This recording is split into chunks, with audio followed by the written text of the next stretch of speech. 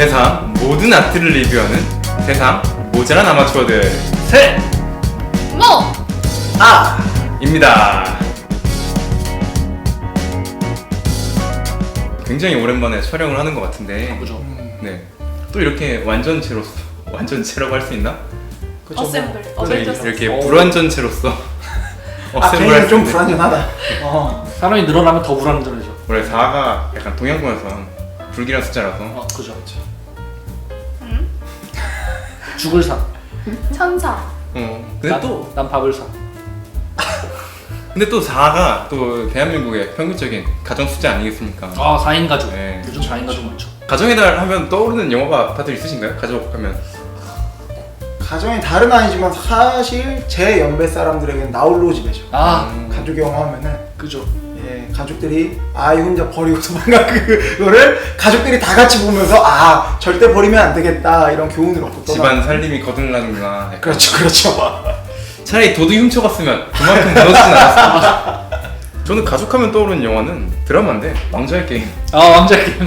그것도 스타크 가족 가문 그죠. 일어나는. 저는 그런 걸 보면서 이제 그런 생각이 들죠. 람보다 못하다 뭐 이런 말들이 있잖아요. 처음 이제 가족 영화라 그리고 영화 이제 시장에서 가정의 달 맞아서 항상 가족 영화를 맞았어요?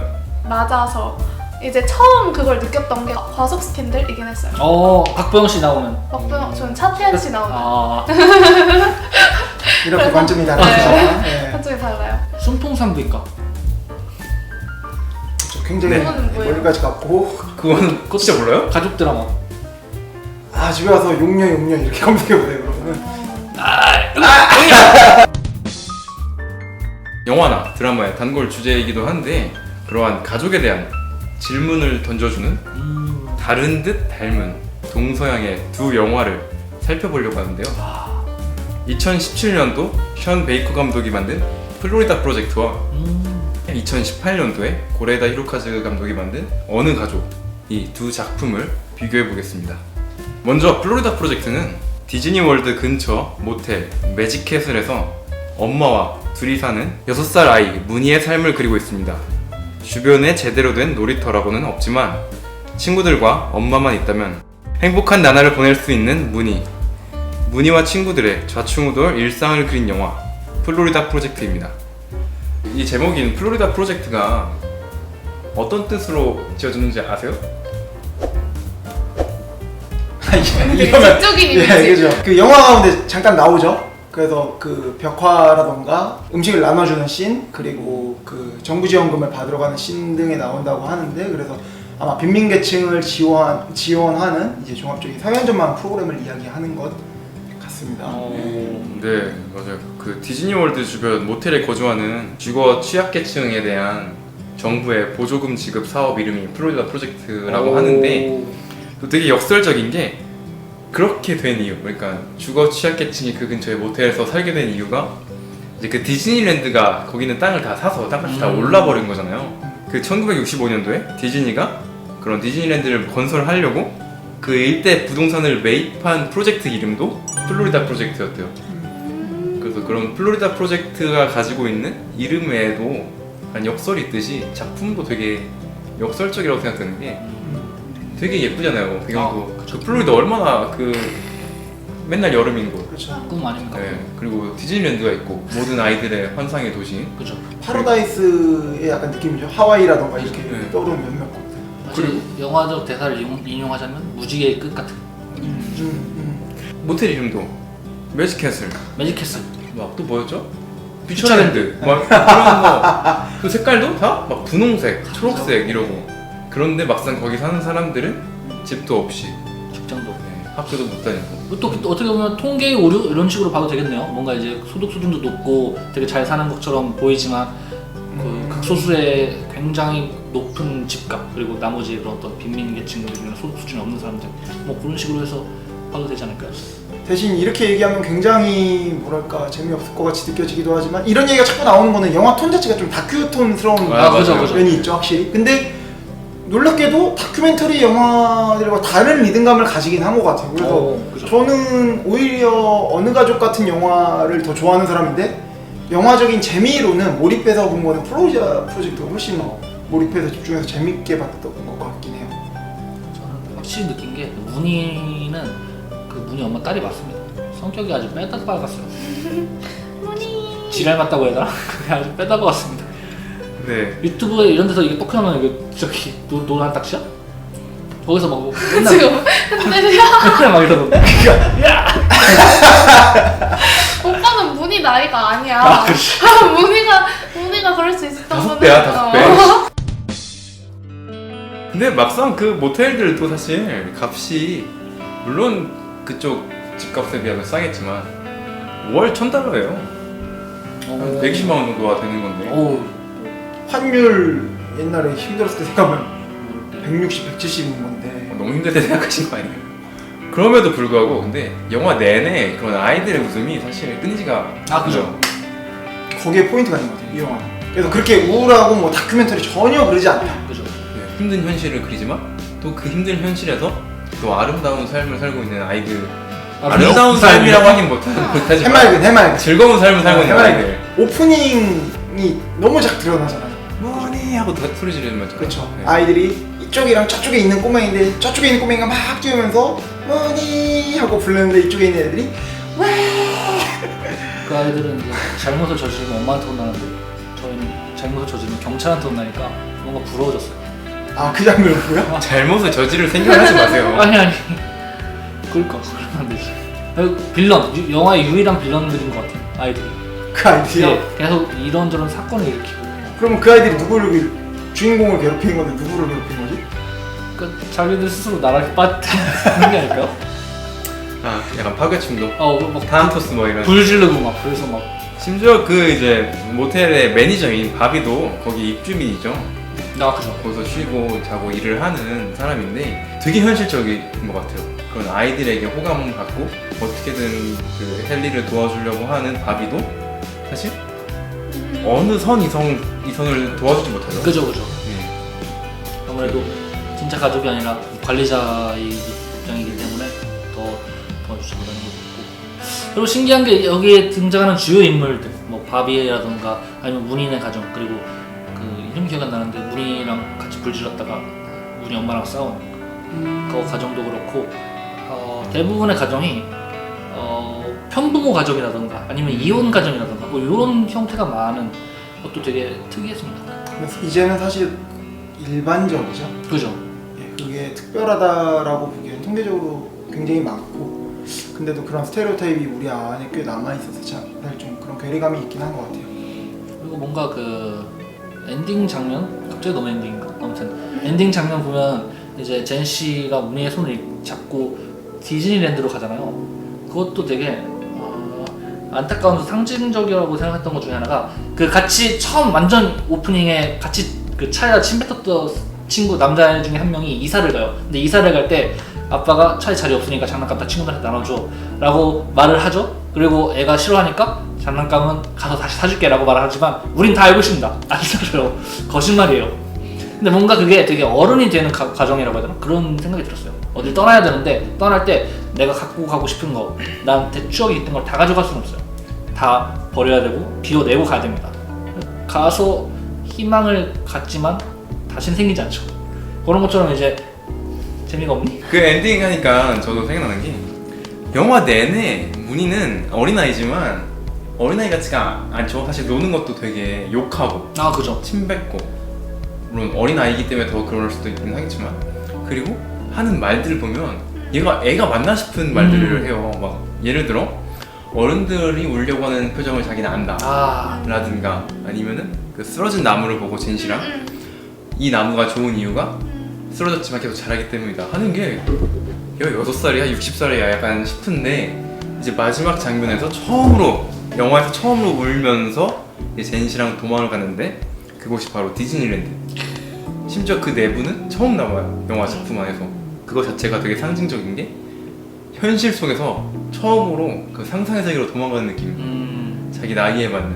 그래서 이 작품 자체가 약간 그런 사회적인 제도와 법과 시장경제 체제에서 낙오라고 하긴 좀 그렇지만 낙오되는 사람들을 그리고 그 가정은 어떤 형태를 띠고 있고 어떤 식으로 살고 있고 또 그럼 이 가정을 어떻게 처리해야 되고 어떻게 해줘야 되는가에 대한 좀 복합적인 생각을 하게끔 해주는 것 같아요, 이 작품 자체도.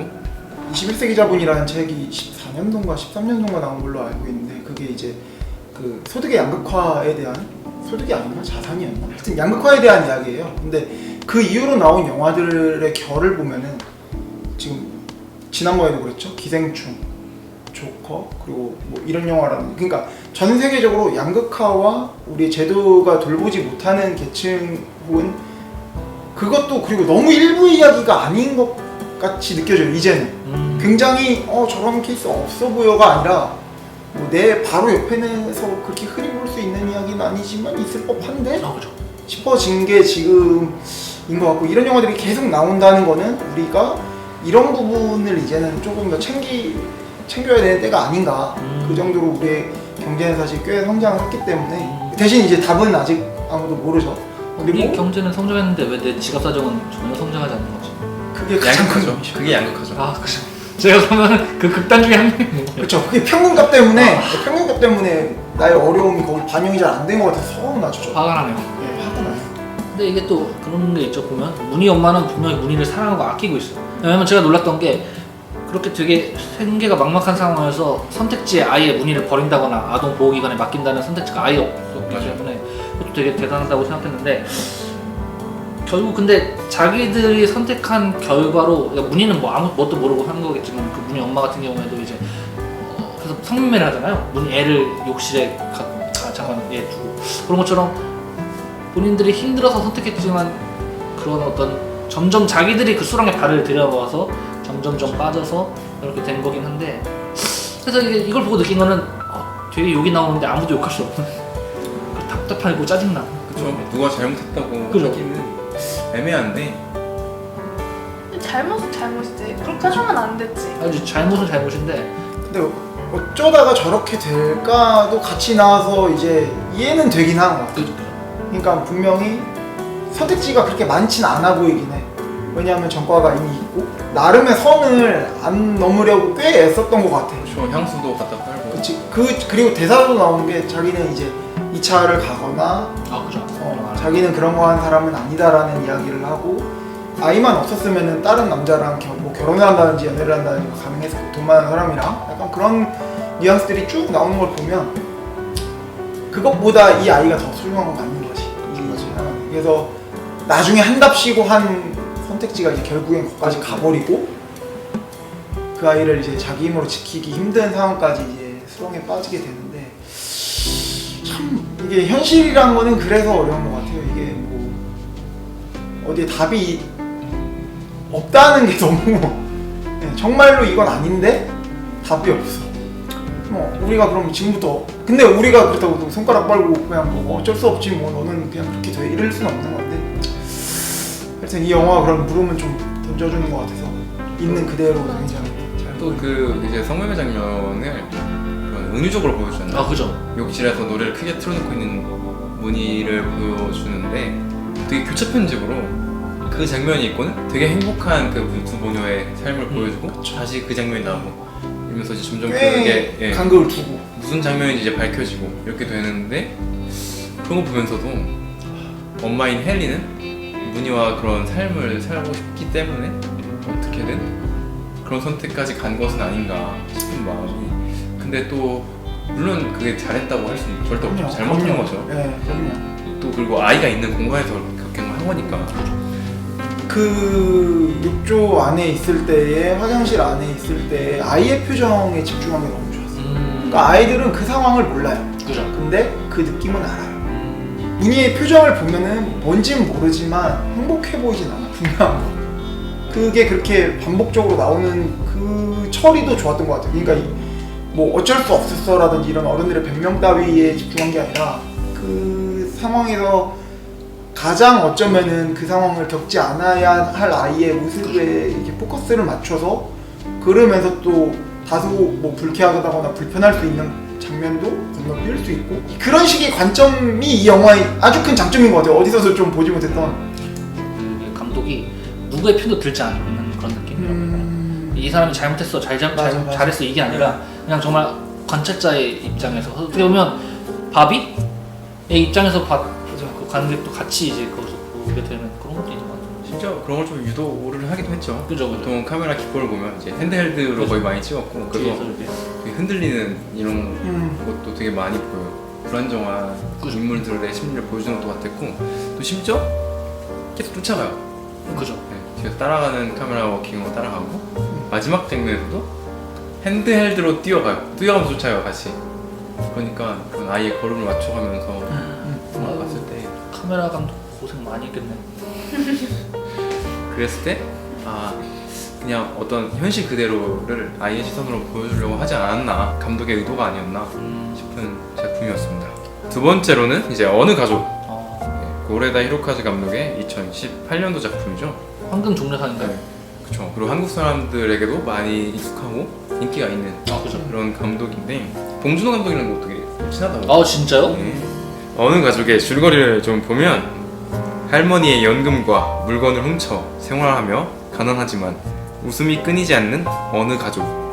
우연히 길 위에서 떨고 있는 한 소녀를 발견하고 집으로 데려와 가족처럼 함께 살게 된다.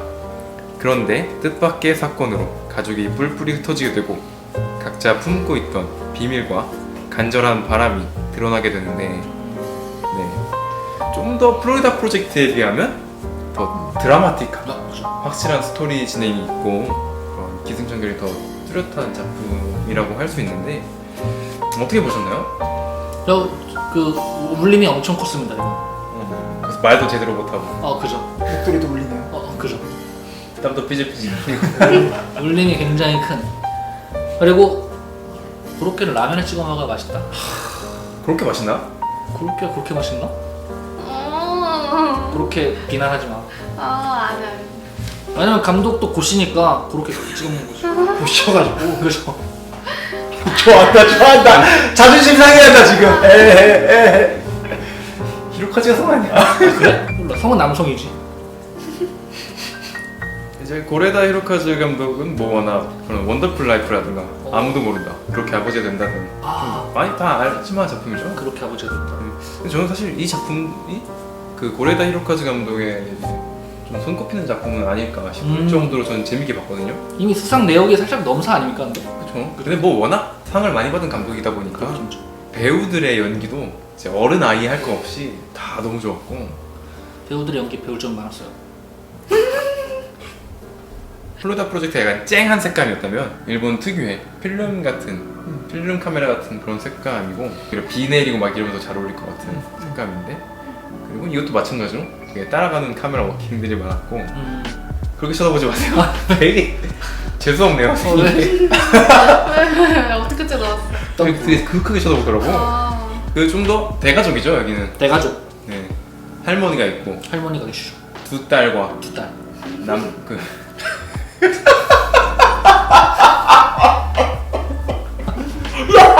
리액션이 좀 의미 있을 때 너무 그냥 막 하지 말고.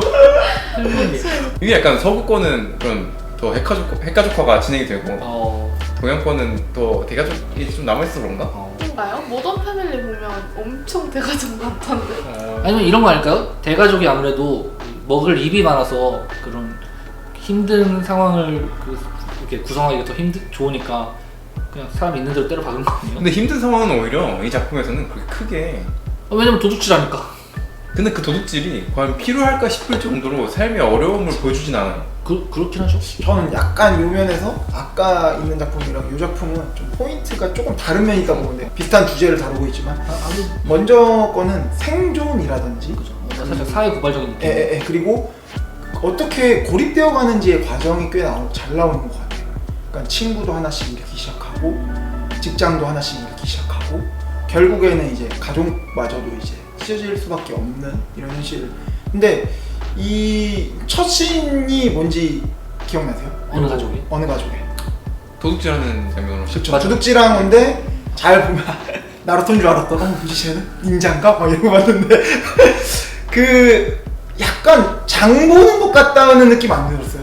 나는 네. 범죄 영화 같은 느낌도 나면서 그죠. 거의 약간 장 보러 가는 것 같기도 하고 그렇게 사온 걸로 뭐라죠? 일본에서 가족끼리 먹는 코타치에서 전골 먹는 장면으로 시작한단 말이에요. 원래 굴 까먹어야 되는데. 그쵸.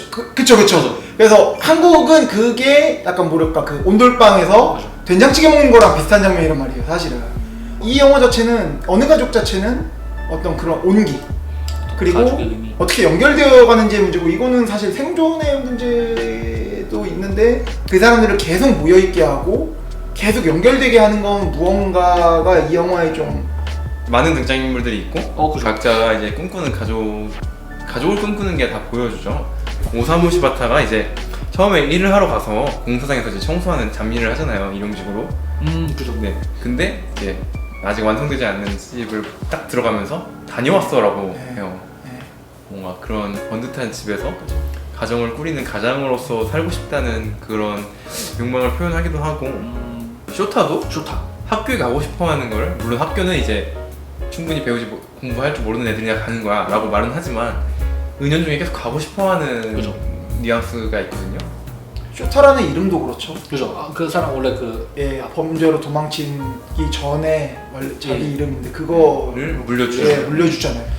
관계 같은 건 봐도 아버지와 아들의 관계 그리고 할머니와 손녀 그리고 딸과 엄마 이렇게 다 가족 간의 진짜 가족의 애를 그러니까 보여주는 그런 것들이 굉장히 강하죠, 이 작품은. 실제로는 피 한 방울 다 섞이지 않은 사람들인데 그죠. 진짜 한 방울도 네. 그죠. 진짜 단 한 방울도 섞이지 않았어요. 심지어 그 손녀와 할머니는 그죠. 할머니의 바람난 남편의 새 어머니 사이에서 난 아들의 딸이죠. 예. 쉽게 말하면 남이죠. 그죠.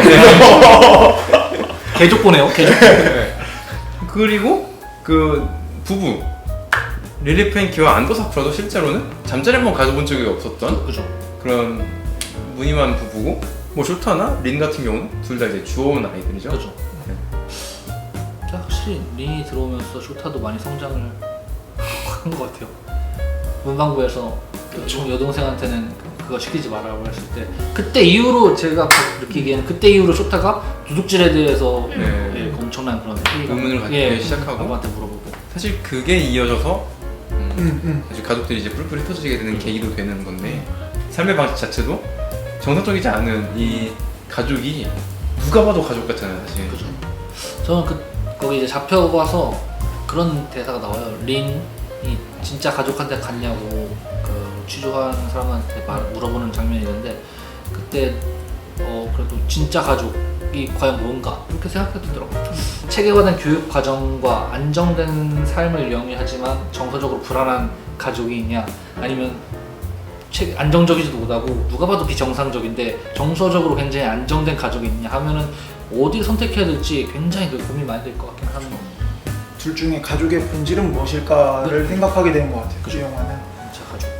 이 작품 자체도 뭔가 그런 사건이 아닌 사건 속의 인물들을 좀 더 비춰주는데 중점이 있다고 생각이 되는데 그래서 뭐 불꽃놀이만 봐더라도 불꽃놀이 씬 있잖아요. 맞아.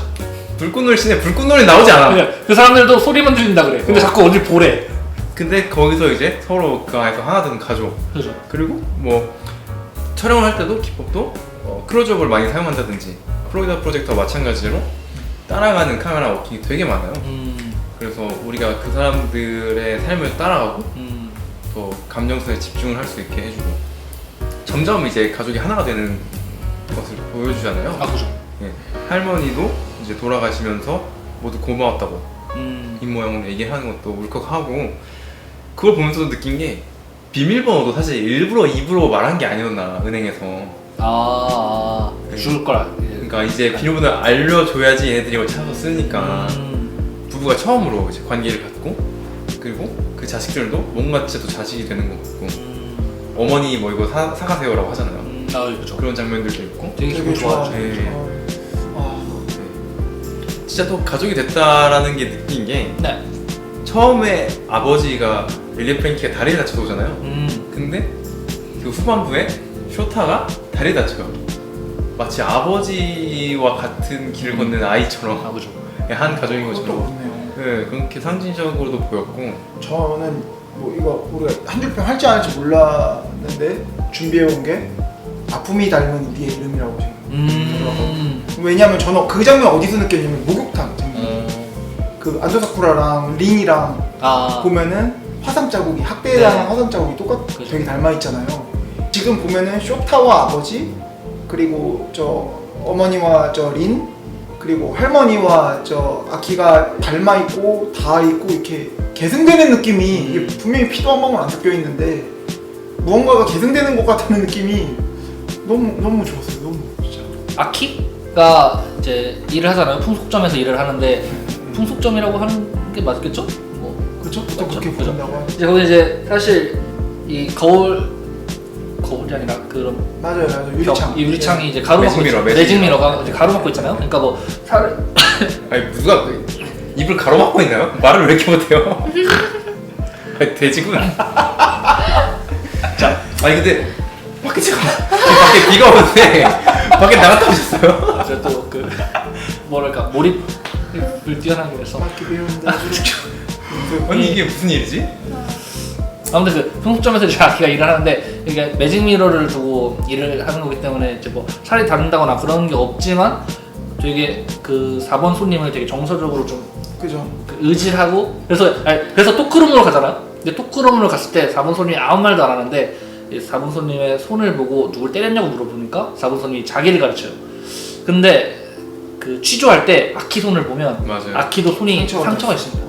토크룸에서도 자기도 종종 그렇게 한다는 얘기를 또 재미있는 장면이 그렇게 하고 그 아키 입장에는 뭐 일이죠. 일을 끝나고 집으로 도와서 그 이야기를 안도사쿠라랑 해요. 그죠. 그래서 나도 저 사람 뭐였지 손님으로 만났었어라는 이야기를 해요.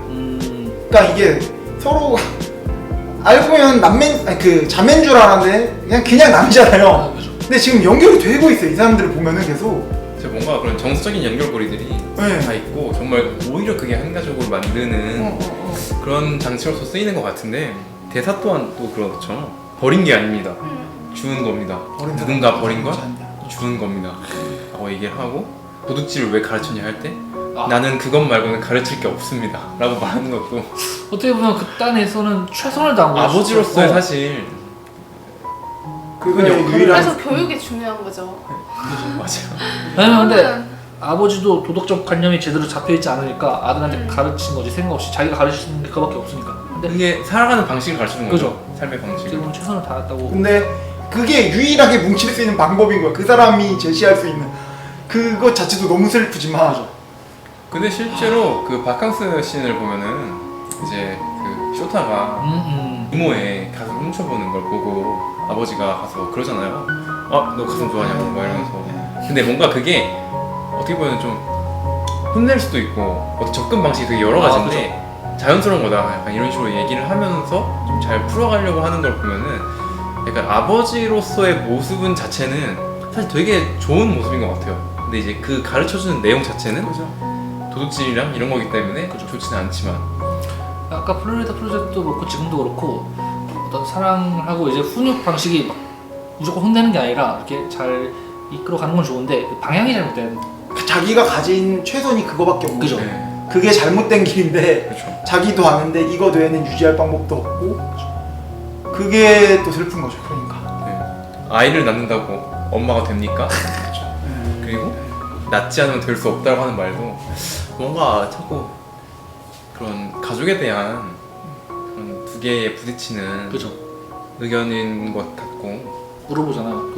그럼 아이들은 뭐라고 불렀습니까? 엄마라고 불렀습니까? 엄마? 어머니? 그러니까 그 질문부터 이렇게 딱 컷으로 이렇게 쭉 찍잖아요. 그 눈물을 훔치는 롱테이크로 눈물 훔치는 그거 같이 제 가슴이 같이 울었습니다. 근데 너무 그 장면이 나도 제일 좋았어요. 왜냐면은 그러니까 지금 이 구도는 이 사람들의 가족이 나빠야만 하는 상황이야. 그죠. 이 아이들에게 악영향을 미쳤어야만 하는 그죠. 상황이야. 그래서 결코 아빠라고도 엄마라고 부르지 못한 사실을 알아서 언론에 퍼뜨려야만 지금 이 조치가 분명히 정당한 조치라고 그러니까 자꾸 유도신문을 하잖아요. 그래서 그 안도사쿠라를 무너뜨리기 위해서 한 질문이 애드리브에서 엄마라는 호칭이 안 나온 걸 캐치하고 그죠. 그걸 하는데 나는 여기서 너무 좋았던 게 그러니까 제 친한 친구가 아이를 가졌을 때 두려워하더라고요. 자기가 좋은 아버지가 될 수 있을지. 근데 제가 그런 얘기 한 적이 있거든요. 그런 두려움을 갖고 있지 않은 사람 중에 좋은 아빠 못 본 것 같다. 그런 두려움을 가진다는 것 자체가 좋은 것 같고 나는 진짜 네가 너무 좋다라고 했는데 그런 느낌으로 그러니까 아이들에게 한 번도 엄마라는 호칭으로 직접 불려본 적이 없는 게 이 사람에겐 아픔이고 이 사람도 알아요. 내가 해줄 수 있는 게 이거밖에 없고 이게 결코 좋지 않다는 걸 아는데 그 지점에 무너진다는 거는 이 사람은 그거를 계속 고민하고 있던 사람인 거죠 사실. 네, 그거를 날카롭게 파고들어 후벼 팠고 그래서 아무 대사를 못하고 그냥 눈물만 훔치는 그 한 30초간이 와 진짜 뭔가 그런 감정이 느껴지는데 말로 형언할 수 없는. 실제로 그 장면을 보고 이제 케이트 블란쳇이 그런 얘기 했잖아요. 이 모든 이제 보는 장면은 다 이걸 첨부해야 된다. 이런 정말요? 했어요. 네. 모든- 케이트 블란쳇한테 그런 얘기 들었어요. 모든 눈물 연기는 이제 그걸 따라하는 눈물 연기가 될 거다. 자기가 이제 그런 걸 할 때. 근데 그만큼 큰 심파도 아닌데 어떤 감정을 올릴 수 있는 적절한 울음 연기였던 것 같고요. 분노도 아니고 그냥 슬퍼서 우는 것도 아니고 뭔가 되게 복합적으로 어우러져 있으면서 릴리 프랭키도 그렇고 안도 사쿠라도 그렇고 부모가 되는 걸 포기하잖아요. 우리는 아. 진짜 저 아이들의 부모가 될 수 없다는 걸 인지하고 그죠. 역부족인 거야. 네. 쇼타한테도 너가 원래 있었던 자리를 알려주고 근데 그것도 좀 감동이에요. 그걸 다 몇 년의 세월 동안 기억을 하고 있다는 것도 감동이고 릴리 프랭키도 이제 쇼타한테 이제 나는 아버지가 아니라 아저씨로 돌아갈게 라고 하잖아요. 근데 그 마지막 장면에서 이제 쇼타는 아빠라고 불러요. 그러고 그죠. 그렇지만 모르죠. 네, 들리지 않는 네. 우시는 거 아니죠? 아 너무 네, 좋아 진짜. 그 장면은 아버지라고 아빠라고 부르고 마지막에 또 린도 그 처음 만났던 그 아. 밖을 계속 쳐다봐요. 오지 않을까. 근데 생각해보니까 린만 제일 상황이 안 좋아졌네. 저 린은 가정 폭력을 당하고 근데 달라진 건 있죠. 안 간다고 하는 그런 거. 네, 미안하다고 이게 뭐냐면은 직접적으로는 안 나오지만 애를 때리고 때릴 사주는 때마다 거. 네. 어플을 해준 거예요. 그러니까 거기서도 기분 딱 생각해보니까 안 열받아서 새우 사준다고 이리 오라고. 근데 오라고 했는데 이제 안 가요. 그러니까 죄송합니다. 처음 이 린이 오줌 실수한 날 죄송합니다를 계속 하잖아요. 그죠. 원래 자기를 낳아준 그 여자한테 그렇게 하지 않았으면 이제 늘 맞는 삶을 늘 살았던 건데 이 아이가 죄송합니다는 말을 안 하죠. 그죠. 죄송합니다라고 안 해? 몇 번이나 안 해도 죄송합니다라는 말 절대 안 해. 그러니까 그 짧은 시간 동안의 사랑이 이 아이를 분명히 단단하게 만들었고 그죠. 오지 않을까라는 그 기대감이 이 아이 안에 있을 정도로 그리고 그것 때문에라도 더 버틸 수 있을 것 같고 그리고 그옷 사줄 때도 새우 사주니까 나 안 때릴 거야? 새우 사준 게 아니라 뭐 훔친 거긴 하지만 그쵸 나 맞아요 안 때릴 네. 거냐고 하는 게 근데 나중에는 엄마가 하는 게 나오잖아요. 이렇게 옷 새우 사줄 테니까 오라고. 그러니까 이런 장면들이 있으니까 더 고민을 하게 되는 것 같아요. 과연 애가 어디 있는 게 맞는 거냐 막 그런 이 밸런스가 딱 맞아 들어가는 것 같습니다. 이 두 영화의 공통점과 차이점을 좀 얘기를 해보면 공통점이라고 하면 이제 아무래도 두 영화 모두 이제 가족에 대한 질문을 던져주지 않을까. 가족은 무엇이고 어떠한 형태여야 하고 어떤 형태야? 그리고 그럼에도 불구하고 지켜져야 될 필요성이 있는가 그런 게 같은 그런 시덥지 않은 리액션. 마지막에 한 거야? 표면적인 답이 있는 것 같긴 해요. 뭐 감정적으로 봤을 때 당연히 엄마한테 주는 게 맞고 아이를 뭐 그 가정이 당연히 지켜줘야 되는 게 맞고 한데 현실적으로 생각을 좀 해보면 아이들이 더 교육을 잘 받고 더 좋은 복지를 받으려면 좋은 환경에서 자라게 하려면 영화대로 되는 게 맞지 않나 싶은 생각도 들거든요. 둘 다 아까 얘기했듯이 둘 다 공통점이라고 하면 둘 다 이게 지금 새드 엔딩이 된 건지 해피 엔딩이 된 건지 그렇게 딱 판가름해서 말할 수 없는 게 플로리다 프로젝트에서는 무늬가 나오잖아요. 문이 근데 어느 가족에서는 할머니가 나와요. 인스님 말문이 막히네요 정말. 인스님 잘못이야 이거 인스님 잘못이고 할머니와 무늬의 차이점. 너무 재밌대게. 그죠? 대단한 게 이걸 준비해 오신 거예요 지금? 그리고 진짜 인스님 잘못이라고 이거는 다 나와 천진난만함과 그 모든 것을 오래 참으시는 그런 연륜. 다 중요한. 그렇게 얘기하시면 안 돼요. 그냥 자기가 먼저 웃으면 그 팀은 망한 거야. 아 진짜? 그럼 다시 기회를 줄게. 그래서 뭐 차이점이라고 한다면 저는 어느 가족은 굉장히 드라마 같은 영화고 플로리다 프로젝트는 굉장히 다큐멘터리 같은 영화. 사회적인 것을 더 보냐, 그런 인물의 감정을 더 보냐 그런 것 같습니다. 그래서 둘 중에 더 좋았던 작품을 하나 꼽자면 저는 그래도 어느 가족이 더 좋지 않았나. 되게 영화를 보면서 일본 영화들 잘 만들어진 뭐 조제 호랑이 그리고 물고기들이나 그런 영화들을 봤을 때 느껴지는 소설을 읽는 것과 같은 그런 영화를 읽는 듯한 느낌이 강하게 들었고 그게 되게 좋아요. 그 감성이. 저는 플로리다 프로젝트가 월등히 더 좋았어요. 월등. 왜냐면 일본의 감성을 잘 모르겠어요. 그 예술적 감성을. 그 안에 있는 은유와 이런 감정 표현들이 맞지 않고 그 아까 비유를 약간 비 내리는 이런 느낌이라 하셨잖아요. 그게 너무 쳐져서 졸렸던. 지금도 졸리신 것 같은데. 아니요, 지금도 비가 오긴 하지만 좀 그랬고, 그리고 무늬가 너무 안타까우면서도 너무 귀여웠어요. 그 아이가 정말 무늬 귀여운. 근데 쥐어받고 싶어. 네, 진짜 좀 골 때리게 하는 그런 귀여운 매력. 약간 두 영화 약간 공통적인 거는 그 먹먹한 속을 제 가슴 속에 다 이렇게 우겨 넣은 다음에 안 빼준 느낌은 둘 다 마찬가지인 것 같아요. 저도 어느 가족이 더 좋긴 한데 사실 그런 거죠. 플로리다 프로젝트가 아까 말 나왔듯이 사회 고발적인 그런 어떤 색채가 좀 있다면 어느 가족은 뭐 살짝 사람 냄새 나는 그런 영화이기 때문에 저는 또 그런 면에서는 사람 냄새 나는 쪽이 더 제가 냄새난 걸 좋아하시는. 예, 그렇죠. 어쩐지 냄새나게 좀 하고 다니더라고. 아니 무슨 소리야? 지금 땀 냄새나요. 그거는 표현이 잘못됐어. 향기라고 하는 거야. 김향기 씨. 향기로워. 저는 영화적으로는 플로리다 프로젝트가 너무 신선했고 일단은 거의 대부분의 작품에서 아이의 관점이 이렇게 노골적이고 천진난만하게 펼쳐진 게 있나. 그러니까 자꾸 어른의 논리를 잊게 돼요. 아, 아이스크림 저렇게 돌려 먹으면 너무 재밌을 것 같다. 그렇게 한 지가 진짜 뭐 몇십 년이 지난 건데 저렇게 먹으면 되게 행복했던 것 같다. 기억도 나지 않아요. 그렇지만 저 장면을 보면서만큼은 그렇죠. 좀 많은 세월이 지났죠. 예, 많은 세월이 지났죠. 네, 신선할 수밖에 없는 게 또 플로리다가 신선 노름하기 딱 좋은 데니까 그죠, 어쩔 수 그죠. 없죠. 근데 신선하진 않을 것 같아. 원래 좀 날씨가 더우면 음식 빨리 상하잖아. 그렇지, 신선하지 않지. 지금도 비 오고 막 이런 거 보니까 이런 날에 날고 드시면 안 됩니다. 회 같은 거. 또 좋았던 건 엔딩이었거든요. 그러니까 이게 사실 이런 어려운 문제들은 뭐가 답이야라고 말하는 것 자체가 영화적인 가치를 떨어뜨린다고 그죠, 생각해요. 답을 그거는 정하는 우리가 순간. 현실에서 진짜 만들어갈 때의 문제지.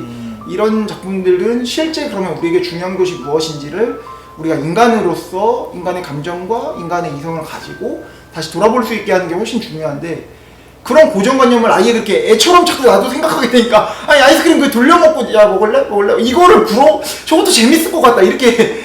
아이스크림 이게 녹을 때 먹잖아요. 손 진짜 끈적거리겠다. 기분 나빠. 너무 근데 자꾸 안 좋았던 거 아니야? 좋아야 되는 감정이? 또 아이들은 그런 거 상관없이 하잖아요. 좀 어렸을 때부터 하고 그거 되게 세탁도. 싫어했어. 그래서 만약에 아이스크림 녹아서 손 묻잖아요. 저는 그 놀이터를 가려고 모래를 이렇게 비볐어요. 그게 더 더러운 거 아니야? 아니 그게 아니면 그 많이 하면 괜찮아. 많이 찐득한 하면. 느낌이 싫어. 그 보통 돼지들이 그런 지능목욕 이런 거 하잖아. 돼지가 깔끔한 동물이잖아. 그러니까 저도 그게 그게 깔끔해서. 본능적으로 알았던 거죠. 내가 돼지구나. 모래로 씻으면 된다. 네, 그래서 오늘은 가정의 달 특집으로 가정의 달 특집으로 범죄 영화 2편을. 나 홀로 집이랑 똑같은 거야? 그럼. 다음 시간에 더 훌륭한 작품들로 그리고 더욱더 정신없는 얘기들로 찾아뵐 테니 가시기 전에 구독과 좋아요 그리고 알림 설정까지 부탁드립니다. 그럼 안녕. 안녕.